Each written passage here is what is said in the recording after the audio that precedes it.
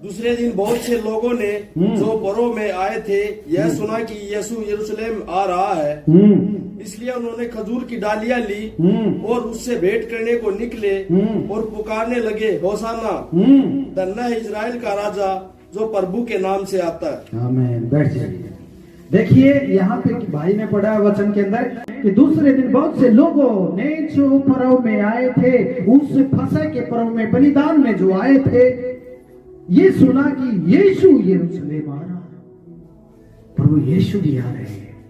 Hallelujah. यीशु भी आ रहा है। लोगों ने सुना यीशु इस पर्व में आ रहा है, तो क्या हुआ? इसलिए उन्होंने खजूर की डालियां ली। क्यों खजूर की? ये खजूर और क्या बोलते हैं, उसको भेंट करने को निकले, खजूर की डालियां लेके। होसन्ना होसन्ना होसन्ना के नारे लगाते हैं, जो एक इब्री भाषा का शब्द है। होसन्ना का मतलब हमें बचा ले, हमें तुरंत बचा ले। क्या आप बचना चाहते हैं? क्या आपको है इस बात का शौक कि मैं पाप से बच जाऊं, मृत्यु नरक से बच जाऊं? क्या आप यीशु से कहते हैं, होसन्ना करते हैं? ये होसन्ना कर रहे हैं कि हमें बचा ले। जो विश्वास करते थे यीशु पे, वो जाके उसका स्वागत करते, होसन्ना होसन्ना। और क्या करेंगे बेचारे इंसान? अब कलेजा तो निकाल के रखेंगे नहीं, कपड़े बिछा रहे हैं जहां से वो आ रहा है, और डालियां लेके। इसको क्यों लिया? अब इस बात को हम सीखें, खजूर की डाली को क्यों लिया? पहली बात, खजूर मसीह को दर्शाता है। क्यों? क्योंकि खजूर का पेड़ जो होता है बहुत ऊंचा होता है, तकरीबन सबसे ऊंचा होता है? पहली बात ऊंचाई, और हमारा प्रभु भी सबसे ऊंचा है। हालेलुया। वो भी सबसे ऊंचाई पे बैठा हुआ है, सिंहासन पे बैठा हुआ है। पहली बात तो इसकी ऊंचाई हमारे यीशु को दर्शाती है कि सभी देवों के ऊपर वो सब परमेश्वर है। हालेलुया। जितने काम करते हैं ना संसार के अंदर, उन सभी का बाप ऊपर बैठा हुआ है। जब हम बाप की संतान हैं तो फिर हमें दलाल की जरूरत क्या है? हमें क्यों सिफारिश लगानी किसी से कि मुझे जाना है, जाना स्वर्ग जाना है, मैं क्या करूं क्या करूं क्या करूं? क्या यीशु कहता है विश्वास कर। हालेलुया। और दूसरी बात, उसका फल भी मीठा होता है। हमारा यीशु जो मीठा है, कड़वा नहीं है, वो नीम नहीं है, वो खजूर है। हालेलुया। उसका सब जो है एक चित्रण किया गया है कि यीशु मीठा है। वो हमारे जीवन में मिठास देता है, वो हमारे जीवन में उपाय करता है। आप जो कहीं नहीं पा सकते, यीशु आपको देता है। हालेलुया। तो ये खजूर की डाली इसलिए होती है। दूसरा, ये मीठा फल देता है। और ये एक चीज और इसकी होती है खासियत, कि कितनी भी आंधी आए उखड़ता नहीं है। इसके अंदर वो लचक होती है। ऐसे हुआ और ऐसे हो गया। हमारे अंदर भी वो लचक होना चाहिए। आप जब आपको लगता है मैं नीचे जा रहा हूं, कुछ भी संभव नहीं हो रहा है, आपको समझ जाना चाहिए प्रभु आपको परख रहा है, आपको देख रहा है कि आपके अंदर कितनी लचक है। आप कितने बड़े विश्वासी हैं, आपको परख रहा है प्रभु। क्या जो जीवन देने वाला वो हमें मार के खुश है? नहीं, वो हमें कई बार ऐसा जाने देता है कि जैसे लगा गिरा। आपने कभी सोपन में डरे हैं कि आपका पैर फिसल गया? ऐसे डरे हैं कभी? कोई गए पड़ गए एकदम से, है ना? जैसे कि गड्ढे में गिर गए, या पैर फिसल गया, या कहीं गाड़ी से जा गिरे, ऐसा लगता गए बस। लेकिन तुरंत आंख खुलती है तो सही हो, है ना? वैसा ही होता है। प्रभु यीशु हमें परीक्षाओं में से गुजारता है ताकि हम एकदम से वहीं पे वापस आ जाए। आपको हिलने नहीं देगा। ये विश्वास यीशु देखना चाहता है। जब आप ऐसा विश्वास रखेंगे, आपको कुछ भी मुश्किल नहीं लगेगा, आपको सब इजी लगेगा, आसान लगेगा। मुश्किल ये है कि हम समझ को अपनी बनाए रखते हैं। यीशु के पास जब आते हैं तो एक लालच सा भरा रहता है स्वभाव में। यीशु के पास जब आते हैं तो एक स्वार्थ सा भरा रहता है, होगा नहीं, होगा नहीं, होगा तो यीशु कहता है, नहीं होगा शैतान कहता है। अब आप देख लीजिए क्या सोचते हैं। बाकी इच्छा परमेश्वर की जो वो चाहे उसकी मर्जी पे छोड़ दीजिए, लेकिन आपको ये विश्वास रखना है कि होगा। हालेलुया। प्रभु आपसे बहुत प्रेम करता है मेरे प्रिय भाई बहन। हमारे जीवन को सिर्फ यीशु ही छुड़ा सकता है, और ये एक विजय का चिन्ह भी हो जाता है, जय देने वाला चिन्ह है। ये खजूर की डाली इसलिए दी गई है ताकि वो ऊंचाई को दिखाता है, वो एक मीठे फल को दिखाता है, वो एक मजबूती को दिखाता है, एक विजय का झंडा ऊंचा लगाया जाता है, उस विजय को भी ये दर्शाता है। समझ रहे हैं? इसलिए इसको खजूर रविवार बोलते हैं।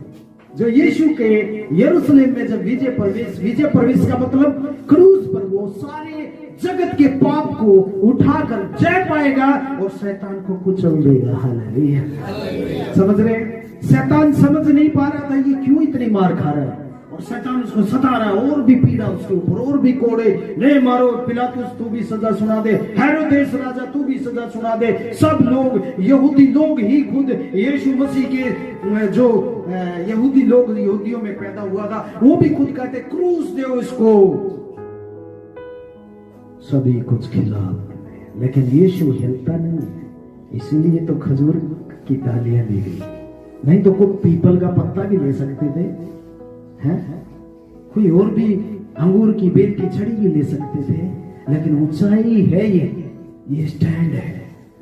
यीशु हिला नहीं क्रूस की मृत्यु तक, किसी की फोर्स में आया नहीं, गलत बात में किसी का सहयोग नहीं किया उसने। जब हम ऐसा सीधा मन रखते हैं ना प्रभु में, आपके कार्यों को आपको सोचने की जरूरत नहीं कैसे होगा, फिर यीशु कहेगा मैं हूं। वो इसके आगे क्या लिखा हुआ कि वो गधे पर बैठकर, हालेलुया, घोड़ों पे युद्ध लड़ा जाता है। यीशु शांति का राजकुमार है, इसीलिए वो शांति के पशु पे बैठकर आया।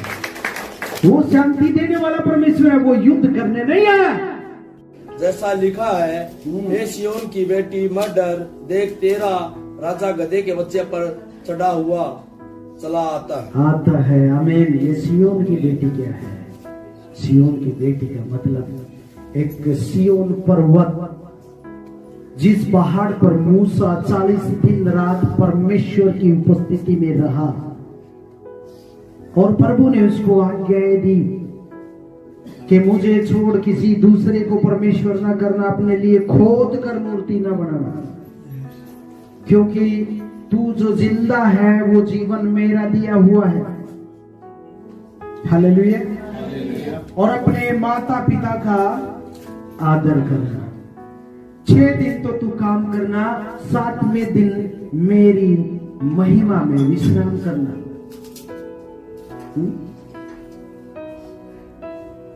किसी की सत्तरी घर का लालच ना करना, तू चोरी ना करना, तू हत्या ना करना।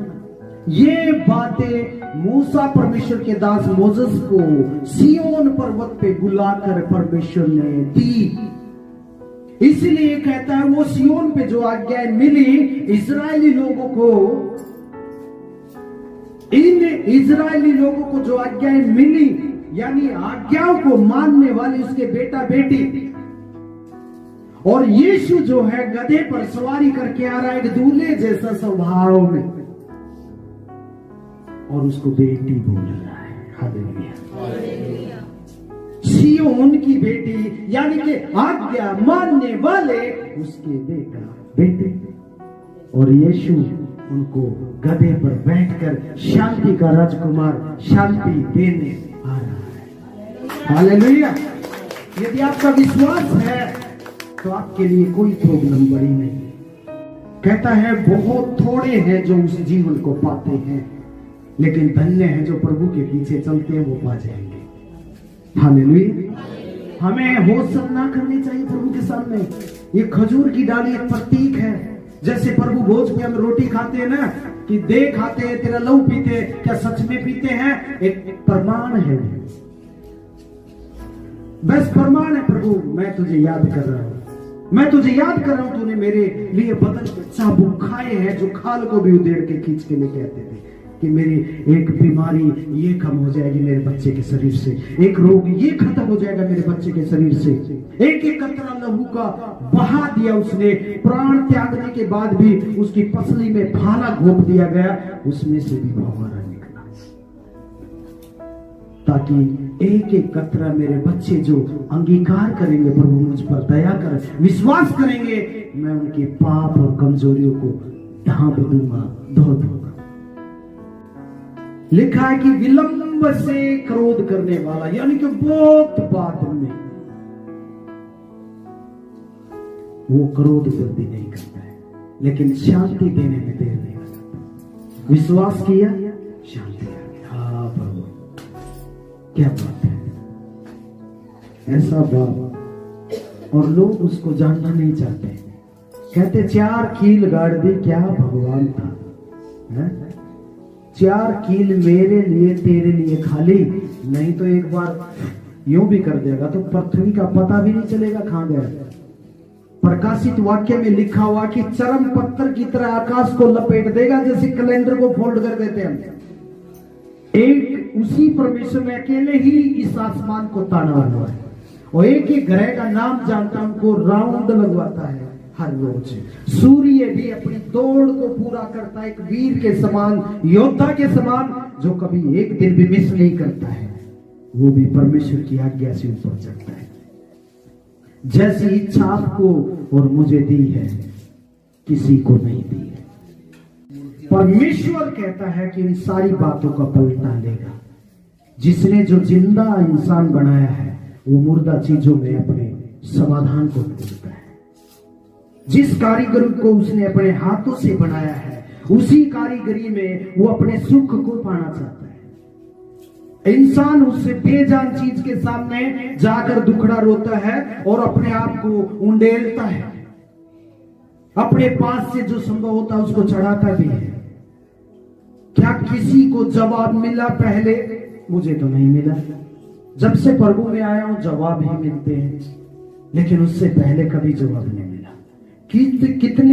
कितनी घोर अंधकार और दुखों में से होके हम गुजरे, कितना नुकसान और बर्बादी हुई है, कोई जवाब नहीं मिला।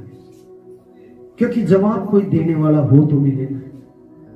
अपने आप ही रोए, अपने आप ही वहां से शांति करके उठ के आ गए, फिर भी आत्मा ही रोता है, वो नहीं रोता, वो कोई नहीं कुछ बोलता है। इसलिए प्रभु कहता है तू अपने लिए खोद के मूर्ति न बनाना, क्योंकि मैं जिंदा परमेश्वर हूं और जिंदा लोगों का परमेश्वर हूं। जिंदा वही कहलाते हैं उसकी नजर में, बाइबल के अनुसार, जो परमेश्वर, जिंदा परमेश्वर की उपासना करते हैं। हालेलुया। क्योंकि एक दिन जीवन अनंत पाएंगे। आज हमें सिर्फ विश्वास करना है, विश्वास करना है कि प्रभु जिंदा है, मेरा परमेश्वर मुझे बचा लेगा, और होसन्ना करना है, मुझे बचा। हालेलुया। जब जब इस्राएलियों ने पुराने नियम में यहोवा को दुहाई दी, परमेश्वर ने तुरंत उनको बचाया। 400 साल बंदवाई में अपने पापों की वजह से दूसरे देश में पड़े हुए हैं, उनको कोड़े मार मार के उनसे काम करवाया जा रहा है। 400 साल में कितनी पीढ़ियां तक पड़े रहे, दुहाई नहीं दी उन्होंने, उस जुल्म को सहते ही रहे। लेकिन जब उनकी चिल्लाहट गई परमेश्वर की तरफ, हे परमेश्वर यहोवा, तुरंत प्रभु ने अपने दास मोसेस को भेज दिया, छुड़ा के ले गया मेरे बच्चों को। कहता है ढूंढोगे पाओगे, खटखटाओगे खोल दूंगा, मांगोगे दे दूंगा। दरवाजे के बाहर कोई भी निकल जाए, मुझे क्या पता है कौन है, कोई खटखटाएगा तो कौन है भाई, हालेलुया। परमेश्वर का स्वभाव हमारे अंदर है। हम सिर्फ अपने स्वार्थ के लिए ज्यादा सोचते हैं, परमेश्वर के वचन को हम नहीं सोचते, इसलिए गड़बड़ होती है। लेकिन हमारा फेथ यदि वचन पर होगा तो हमारे जीवन अस्त व्यस्त ज्यादा नहीं होगा।